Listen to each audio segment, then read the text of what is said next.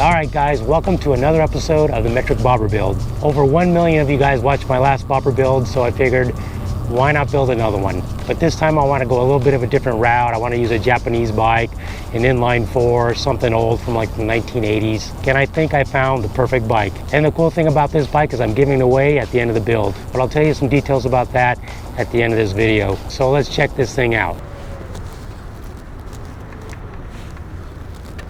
Alright, I found this 1980 Honda CBR 650, and I think it's the perfect bike for this build. My goal with this build is to build this entire bike for around $3,000. That's including the price of the bike. I paid $1,200 for this bike. That leaves me about $1,800 to play with, and I'm going to give it my best shot. It's going to be tight. It might be a little bit over. What I loved about this bike was it's got low miles. It's in pretty good condition. I give it about maybe a 7 out of 10, 6 or 7 out of 10, which is okay because we're going to freshen the whole thing up. Let's check out some details of the bike. So here we have the inline 4-cylinder 650 motor. Perfect, what I'm looking for. No fuel injection. It's got 4 exhaust pipes, not 2-in-1s. You got your drum rear brake. You got some funky old shocks. Big old seats pretty clapped out. Crazy tail light and blinkers. Those blinkers are huge. Look at those things. This bike actually has some really long forks. You can feel it when you're riding it. And we got a single disc in the front. Some pretty wild stamped metal wheels. I'm actually going to keep those wheels and use them for the build. They look pretty good once they're powder coated. Controls are kind of beat up, but I'll get these all freshened up. I do love these old school gauges. I'm going to try to utilize those in some way. I'm going to relocate them. And yeah, those mirrors, they got to go. The gas tank's in really good shape. I was thinking about using it, but I just don't think it's the right shape for me. I do want to try to reuse these emblems here and here somehow. And I got some pretty serious plans for this back end here. We'll work that out in the fabrication shop. But it's going to be a challenge, but it's going to be fun. The thing about this bike is there's really no way to feel cool on it, you know? I mean, it's just, these handlebars are terrible, the foot peg positions. I almost feel more comfortable sitting back here and riding it. When we bobber this thing out, it's gonna have a whole different look and a whole different feel. All right, well, I say we take this thing for a ride. One thing about this bike is the exhaust has these tiny, like 1/2-inch diameter holes. So the bike's super quiet, but I imagine that's gotta restrict the power of this thing. All right, let's roll. I tell you what though, being on a quiet bike like this makes for great moto vlogging. I'm normally on such loud motorcycles between my Harley and my Aprilia. This thing's it's a nice change, I will say. But yeah, check out these handlebars, man. They're so uncomfortable too. They hurt my wrists like in the first 5 minutes.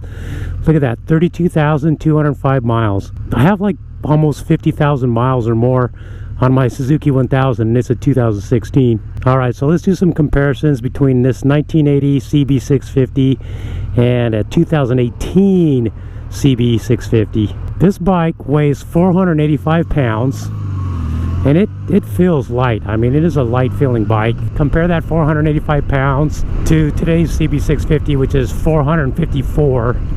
So you're looking at about 30-pound difference, 30 pounds heavier for this bike. For horsepower, this thing has 63 whopping horses, and a 2018 has 90. It has almost 50% more horsepower. But you know what? I'm turning this thing into a bobber. It's not all about power, it's about style and just cruising. Top speed of this bad boy, 107 miles an hour.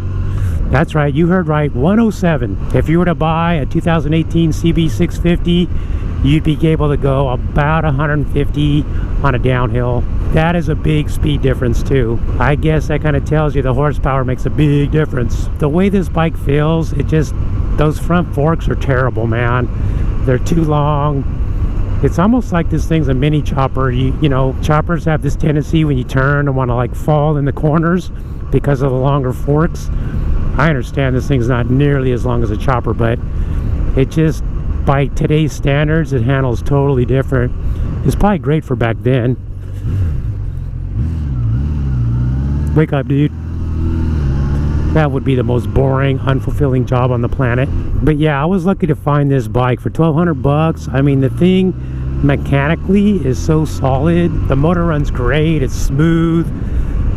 It's a little bit cold-blooded. I'm gonna get it all tuned up, get the carburetors synchronized and all that good stuff.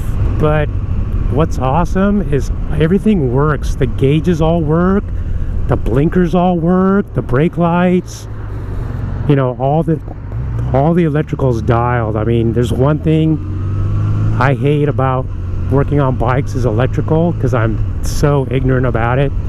I'll be honest, I don't know much about electrical, so that was a big plus. But I gotta tell you guys, I got some interesting concepts going on for this bike that's different than like 99% of the bobbers out there. It's got to do with the tail end, and I don't want to tell you too much about it right now, but it should be pretty unique. And I'm sure that the traditionalists out there will give me heat for it, but I don't care. The next video I do on this bike is going to be the teardown. Digging into this thing, we're going to tear it down pretty quick, just like the last build, and probably just end up with a rolling chassis, pull out the motor, basically just a frame, forks, and wheels, and that way I can do all the custom framework to it. Get that done first. Alright, so let me tell you guys a little bit about the bike giveaway. Just like most of these giveaways, it's being done through Patreon. So go to Patreon, go check it out. All the details are in there. So for a very small investment, you can qualify to win this bobber when it's done. And a bonus on top of that is Speed and Strength is sponsoring the bike giveaway. So they're giving away with the winner of the bike a full set of head-to-toe gear to go along with it. That's like another $850 value. Also, I should mention that Tucker.com is once again sponsoring this bike build. They're supplying all the parts I need for it. There's some things I'm actually buying off eBay because they didn't have it, certain style items, but for the most part they're sponsoring this bike build. So big hats off to them, guys. Let's gun this bad boy. Woohoo! Yay! Alright, so I think that about covers it for this video. Be sure to subscribe so you get notifications of all the videos when they come out. I'm going to try to bang out one video a week, but during bike builds it can get hard sometimes because you have delays with parts arriving or powder coating or whatever. Should be another great exciting series. Looking forward to digging into this bad boy. It's going to be a radical conversion from the way the bike looks now, and I'm pretty stoked to be able to offer this bike as a giveaway to you guys. Now, your support in this Patreon giveaway is very important, because if it's successful, I can keep doing these bike builds and giving the bike away. But if it fails, well, then we all fail, right? Alright, so thanks for hanging out, guys, and I will catch you in the next video.